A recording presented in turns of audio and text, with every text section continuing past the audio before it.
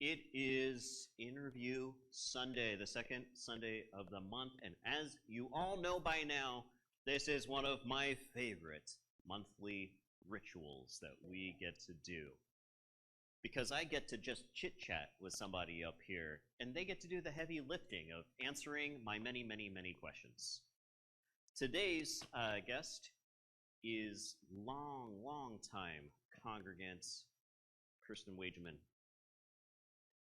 And there's more to say about Kirsten, but I want her to be able to have the opportunity to say it. Would you please come on up?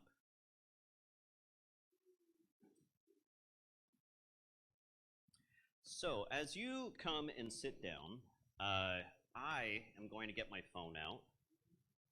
For those of you who may not know, I try to keep these limited to 30 minutes. What that really means is my alarm goes off and then I'm scrambling, like, oh no, we're out of time.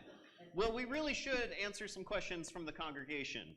And I try to cut it off at that, after a few, to varying degrees of success. We'll see how it goes today. But if it doesn't go off, because I enjoy this so much, we really will be here for an hour or two. So that's why we put the phone here. I'm not trying to answer my text messages. I almost made an Angry Birds joke, but Angry Birds is 15 years old, so I would never do that, I'm much more contemporary with my references. Kirsten, would you do us a favor? And for those of us who are unfamiliar, could you please introduce yourself to us the way that you want to? So this doesn't have to be what your bio may say.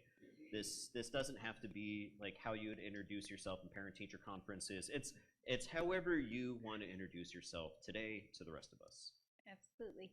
So yes, my name is Kirsten Wageman, and it's so amazing to see how this congregation has changed over the years, and there's so many new faces. And looking around, I see Jesse and Judy Allen are probably the only two folks here today that have been with Park Rose as long as I have, I think. And it was so amazing, the history here of looking at those song sheets, that I think it is time to update them, because for sure, at least by 1982, this church had those same exact ones. So there's not a time in my memory that we didn't have those same song sheets. So it might be time to update them.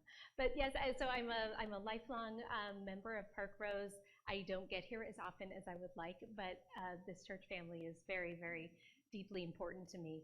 I have three daughters, Goldie, Ruby, and Vi. You saw Vi today lighting the candles, and it's a real privilege to raise my kids here. Again, we don't always see them as often as we'd like, but they're usually at Tanya's house if they're not at my house. So I'm a very proud member of this congregation. Yeah. Thank you. So we have this sign up here, it says SnowCap behind this picture. I don't know the details of the picture, but I do see you, and I do see SnowCap, and I'm assuming some volunteers with SnowCap, along with, yes, Tub and two of your kiddos. Yep, you got Tub and Goldie and Ruby there. Mm-hmm. Yep.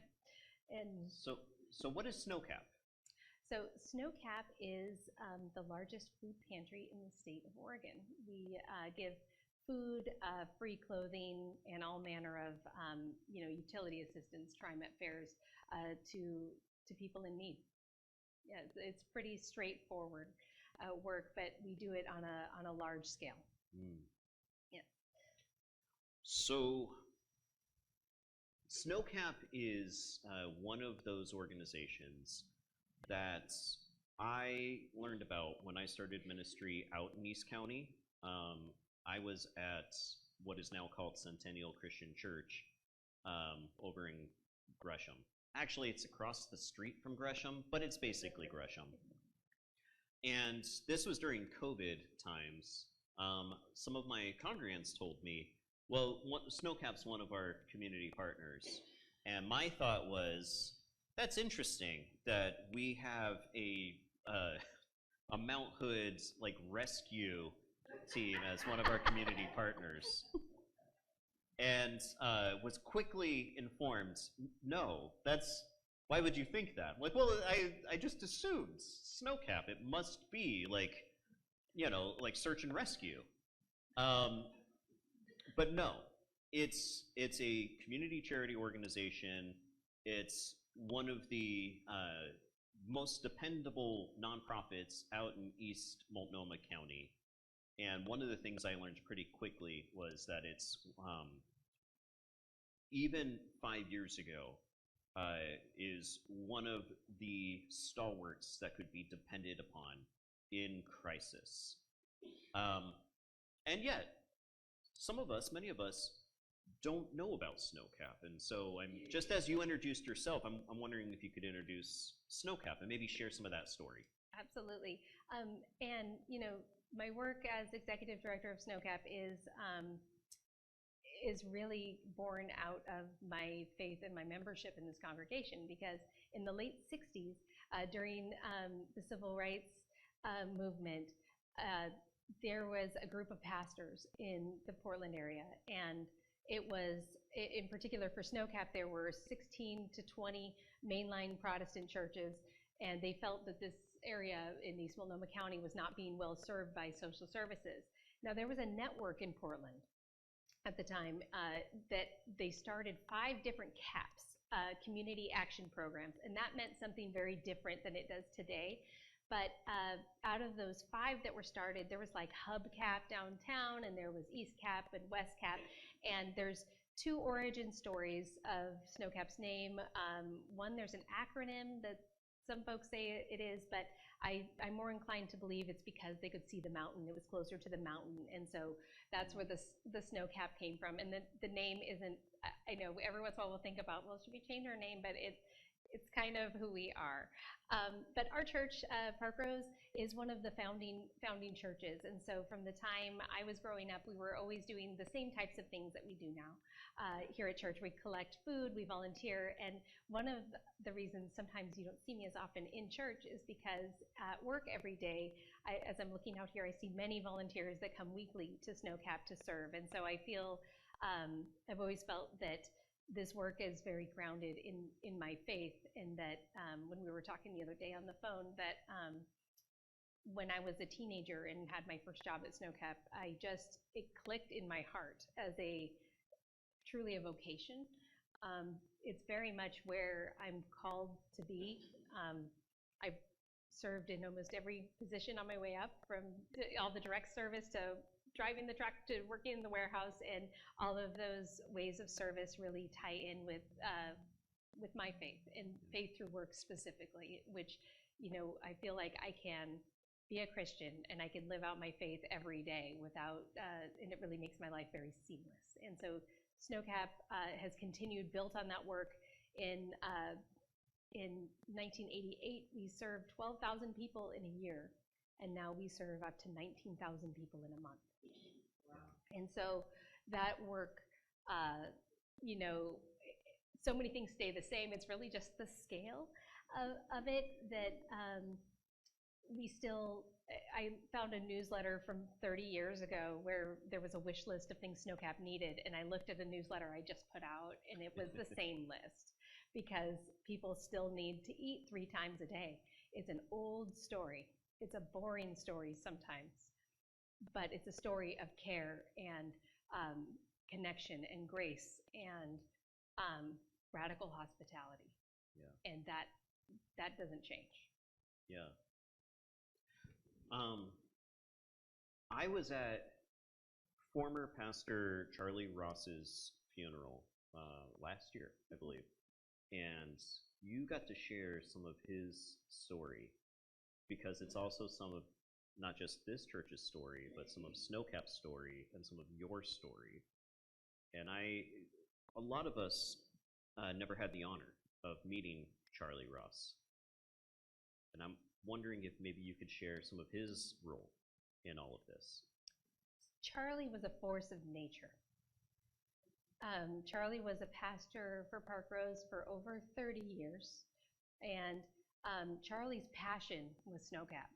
And he's the one who really lit that fire in me. And before me, my mother also worked at SnowCap for many years. But Charlie was relentless for SnowCap. I think it was the most important part of his ministry. And if you saw Charlie at church, on the street, wherever you'd see him, he was talking about SnowCap. He was talking about the need.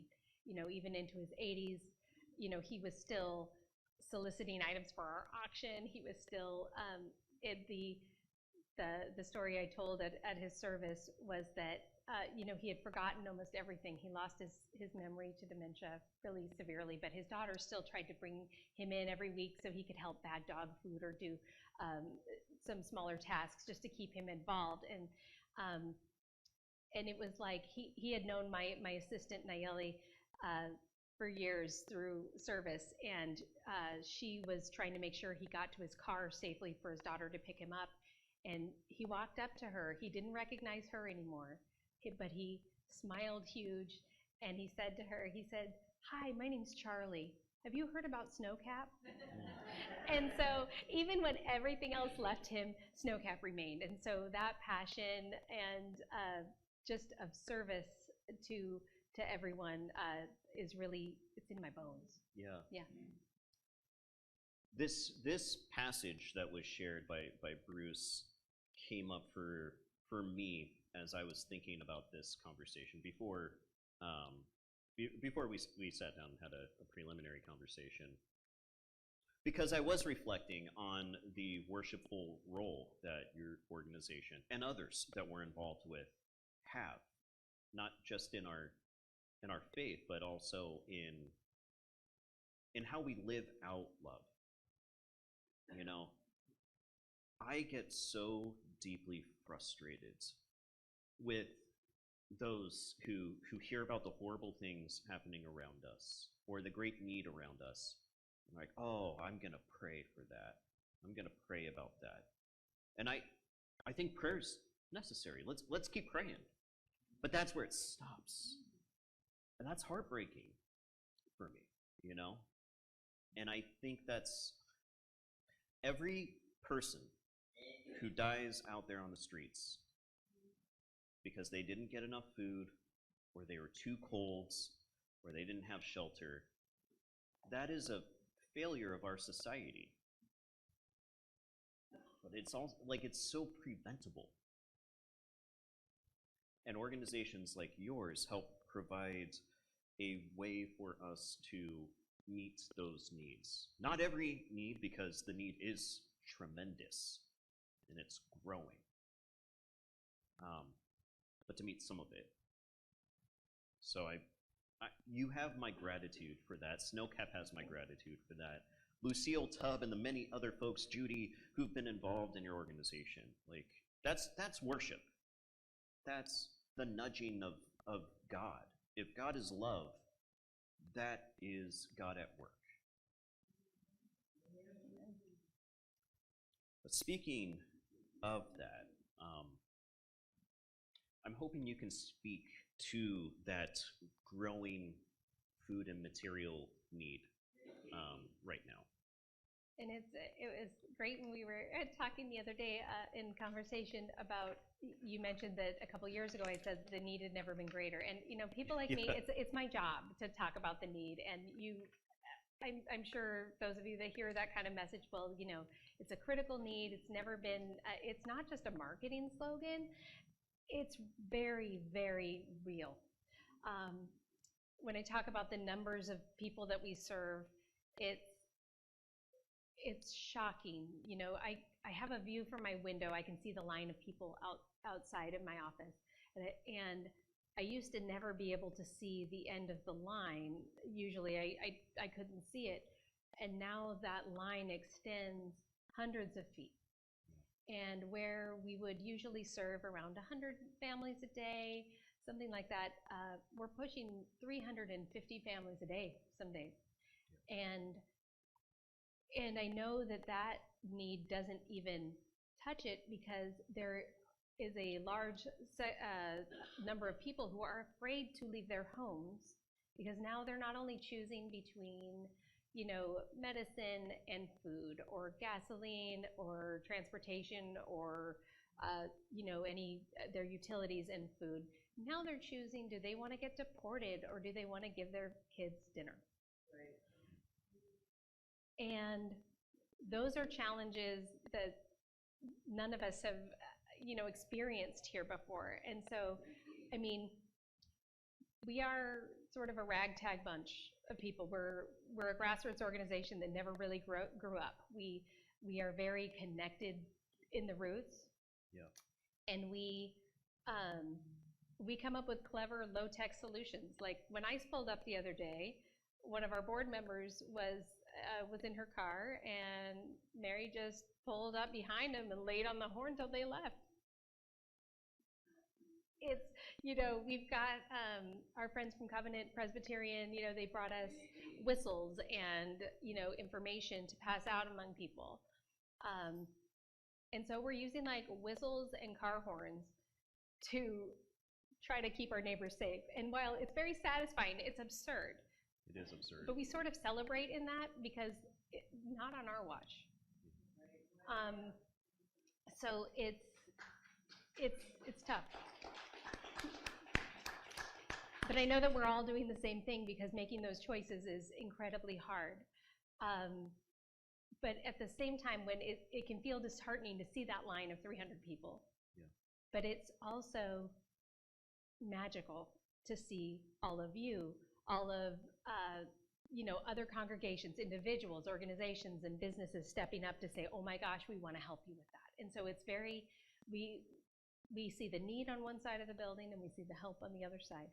And so it's beautiful when those things match. And we don't see a lot of groups from other types of churches besides, the mainline Protestant churches. We are clever, we are resourceful, and we're helpful. And that digging in, rolling up of the sleeves, if I were struggling, Lucy and Tub be the first ones I call. I don't know about you.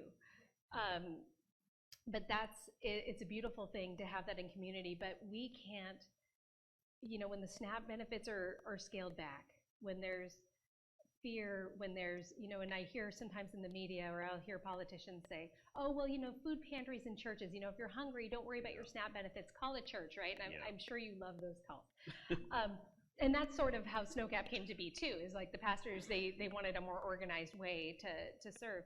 But, I believe in this kind of work, this grassroots distribution of food and other supplies, but we can't shift the burden of public policy onto the backs of, Blair and Judy Allen and all the other volunteers and Lori, we can't shift the burden from public policy onto privately funded, people just scrapping things together. And so it's a real struggle just to keep enough food on the shelves. The food comes in and it goes out. I often receive feedback from some of our neighbors when I put signs up. And often it's positive feedback, like the sign that's out there right now, nobody should have to choose between healthcare and food. That's, you use the word absurd. That's absurd. That's absurd, Which form of self-neglect and potential death should I have to choose for myself and my family? Mm-hmm. But sometimes I get feedback from neighbors like, well, you're a church, why do you have to get political? I'm like, but the thing is, right, should food, should healthcare, should that be political? No, but it is. It is. People's survival, like as long as politicians are like involved in defunding the things that keep people alive and that hoard up wealth, materials, resources, it would be spiritual neglect. It would be personal neglect not to speak towards it. Right.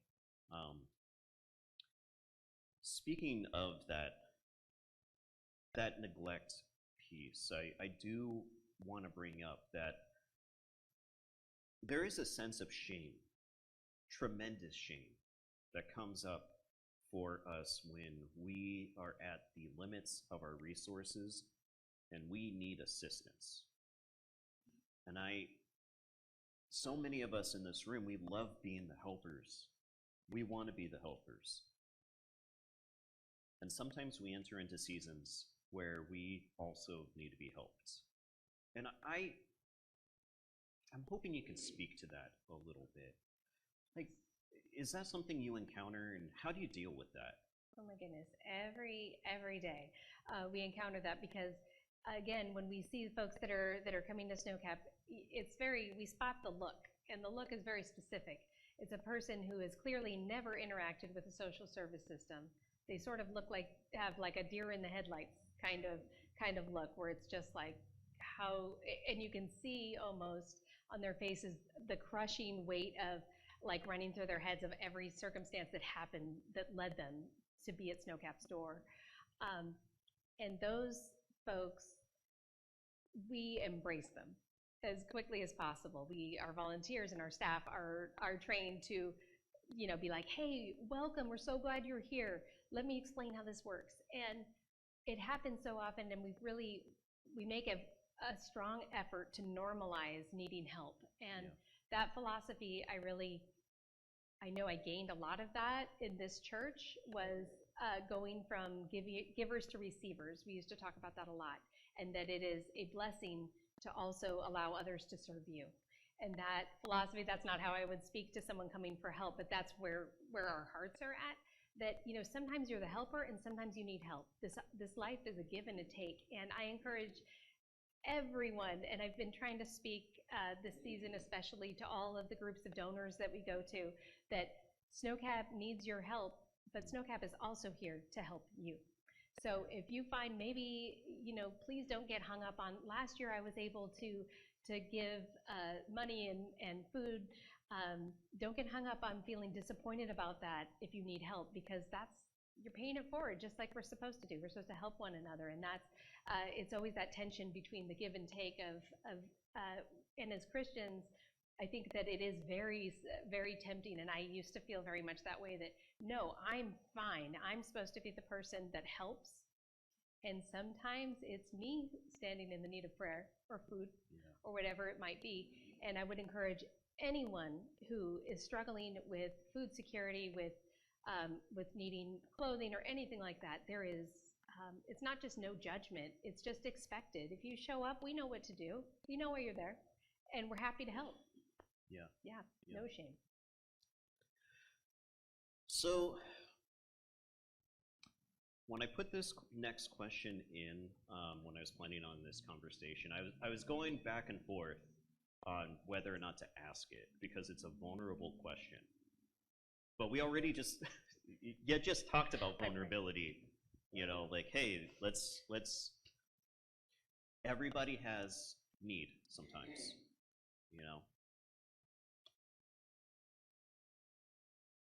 So many of us are involved in work that helps others. And I just want to acknowledge, helping with your loved ones, that's work.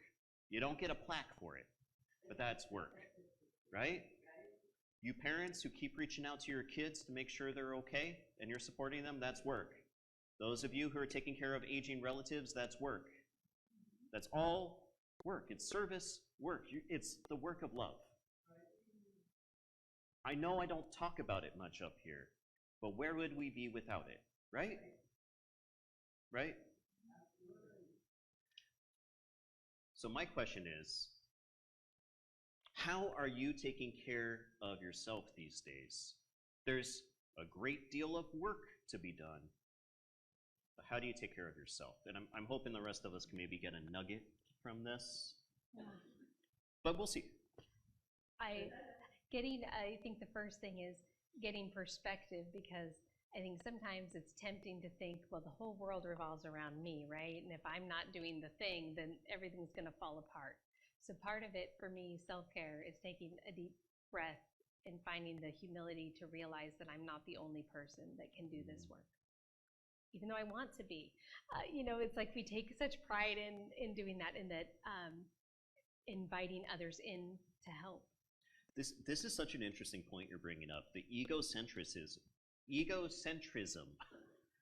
of being that helper, you know, or being in that nonprofit role, and how it cuts, you know.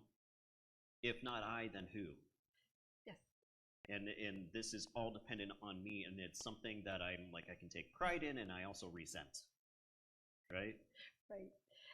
It's very it's an interesting, and it's you know, sometimes it can be very heavy, the situations that we face and that we see, and you know, and then every time in the news, you know, one of my colleagues down the hall will be like, oh no, and now they're deporting so and so, and now this, and it's just kind of gets, you know, heavy. But you know, self-care, a lot of it, and this probably sounds cheesy, but it is true. And every day that I am fortunate enough to go to SnowCap and have this job, is that I am surrounded by love and loving people all day long. I mean, can you imagine like walking in your office and Lucy's right there, give me a hug, saying, hey, good morning? I mean, that's like incredible. You feel like you've got cheerleaders. I surround myself with people that cheer on the work, that we cheer on each other. And that's a form of self-care. And there's also the point when sometimes I start to feel burnt out. It's, I've seen so many people burn out in this work and end up in corporate life, or you know, doing something entirely different, and I don't want that for myself, and I don't want to burn out. So sometimes instead of burning out, I have to tap out, and I have to say, you know, right now I can't. Yeah. But I know who can, and I have to be humble enough to allow someone else to serve, so that I can rest a little bit. Yeah. And that is, it's easier as I'm getting older and I'm practicing that, because I think I almost, as many of you know, my husband is critically ill, and that caregiving aspect, I'm so blessed to have a lot of support, and so many people here have supported our family. But you know, it's chronic and it's not going to end. It's only going to get worse, and that's okay, because we can take time to have some perspective. Because that's a blessing too, Yeah. to be able to help a loved one. But it's self-care is hard, and it's, you know, it's not about going and getting a massage. That doesn't fill you up. I mean, it feels good for a minute, but it's, you know, it's really, there's a lot of joy in stepping back and watching other people rise up to do the work, because it's not, you have to know when it's your turn, and your turn to lead, and when it's your turn to rest. Well, and that sounds like such a counter to the ego that gets in there and is like, I'm the invaluable cog, you know, if I'm gone, this whole machine just falls apart. Sometimes our organizations are built that way, and they do chew people up. And sometimes we create them to be that way, and we get chewed up. And what a gift it is that you have awareness of this. Because I think a lot of us, maybe that's just the way it was built before we got the role, or we started the thing and we needed to be that for a while, and now we're stuck, you know. And I think about the self-inflicted martyrdom that happens, you know, and then we do burn out, and then like we get the shame of that, I failed somehow. Yeah, and what a horrible feeling that is. I let people down, and that's another thing I'd love to talk with somebody one day up here about, like, how do you deal with burnout, post burnout, because that is I imagine a shared story for some of us too. But trying to prevent that for yourself, and involving like good community, and being able to tag out, to say like, I need to stop. Like, I need a break this week, or I am going to have to like cash out, you know. All right, well, this is as good a time as any for me to open it up to the congregation for any questions that you may happen to have. And I want to bring up, this is an opportunity for questions for Kirsten, not suggestions for SnowCap, okay? All right, let's start with Nick.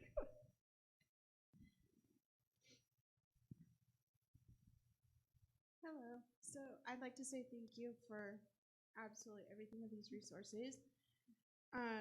because this year was a very vulnerable year for our family, and we have had to use these resources.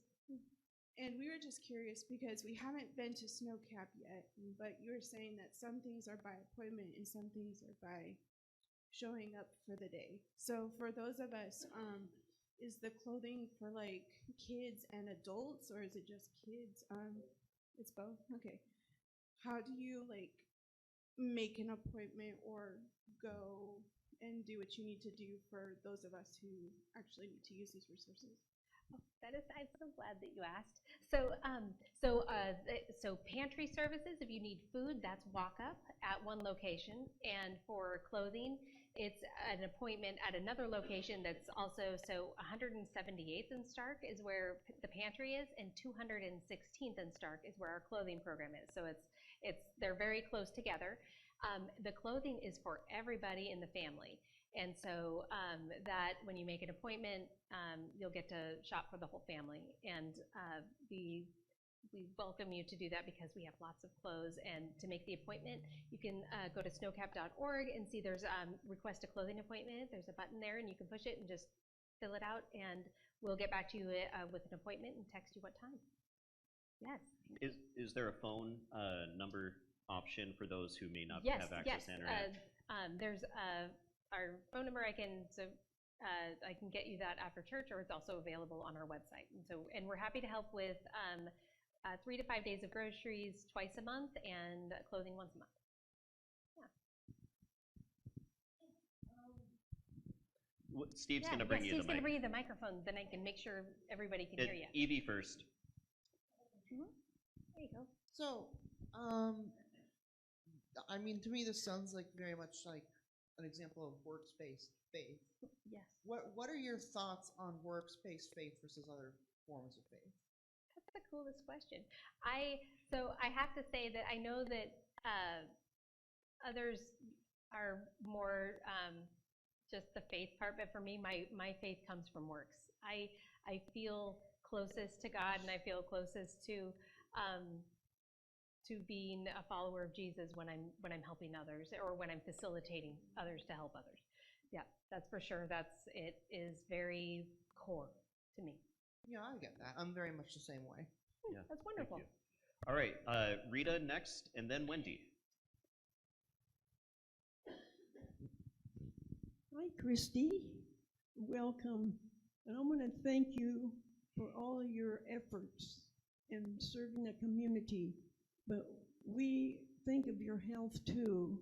If somebody can take turns with you doing this, and let you have some time, because we don't want you burned out, because you're a lovely group. Thank you. And then I have a question. Do you people need like toiletries, like paper, Yes, for sure. So like toilet paper and shampoo, all those things. And Kleenex. And Kleenex, all those things. Yeah, yes. If I ever can come by something like that, I'll try, my best to give it to you. We would love that, because there's no social safety net for hygiene products. Yeah. Right. That's a good point. I want to let you know we're out there writing letters to our governors, 8 people, about how they're trying to cut food stamps for a lot of people. And I tell them that the poor food pantries can't keep up, and there's going to be hungry children, and I'm disturbed by it. And email them about ICE, that they should be trained. They should not detain the person until they have proper training, ID, badge, and expose their face instead of proper warning. All right.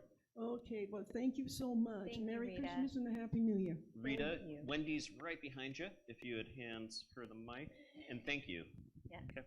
Hi, I wanted to know if you guys have a utilities component to SnowCap, because right now PG&E is offering, nobody has to pay until January, but we're about to get hit with healthcare, ACA going away in a couple days, and our utilities are going to go up another, 6.6 something %. And it's gonna be just all at once. So is there a utility component? Yes, there is. So it's a smaller part of our work, but yes, in January, we don't have it yet, but we will in January. So if you want to look on our website, give us a call. Because it comes through a state program through the Oregon Energy, they change their name frequently. But it used to be Oregon Heat. It has a lot of different names, but we have some more rules about it. So I hate promising eligibility. Like I can say with confidence that if you walk up to the pantry, we can give you food. But because there's a few other requirements, but yes, we do. And we also, there's a lot of larger organizations than SnowCap that don't have a lot of walk-in traffic that get more utility funds. And so, for example, Latino Network, Programa Hispano, others, Our Just Future, they get large amounts of utility assistance, and sometimes they don't have people enough connection to give that away, and so they will come to SnowCap and distribute utilities. So we try to I would suggest following SnowCap on social media if you use it, on Instagram or Facebook, and we'll invite people to apply for others. But I can tell you that in January, give us a call. We can help with that. Thank you. Sure. While supplies last. Okay, so this is where we'll end it, because we're going to have to get coffee and cookies soon. You know how That's a important really that is. important part of this. It is important. Are you going to stick around a little bit during that time? Yes. If people have more Yes, questions? Sure. Okay. We're also going to have a restorative justice meeting, so that'll be a few minutes after we go over there for those of you involved in that. So if you happen to be part of restorative justice and you have a question for Kirsten, I encourage you to do that close to the end of the service. Wait, let me rephrase that. After the service, not during the service, but as close to that as you could. One other thing, I know you all receive grants from time to time, but by and large, you're dependent on funding from individuals. And your grassroots, you get donations from lots of folks, but some of those donations, a lot of those donations are still needed in the form of checks and regular recurring debits and all of that. So if that's something that you can do and you're interested in, please also reach out to SnowCap, check out their website. And when is your next big fundraiser event? Ooh, I'm so glad you mentioned it. March 14th is our auction, and it's something that Park Rose generally participates in whenever possible, and we hope to see you all there. It's more than just a fundraiser, it's a chance to see all the other people that support SnowCap's work. And so thank you for bringing that up. Please You're welcome. plan to join us. All right. Hey, thank you so much. Thank you. I really appreciate you. It was wonderful. Thank you.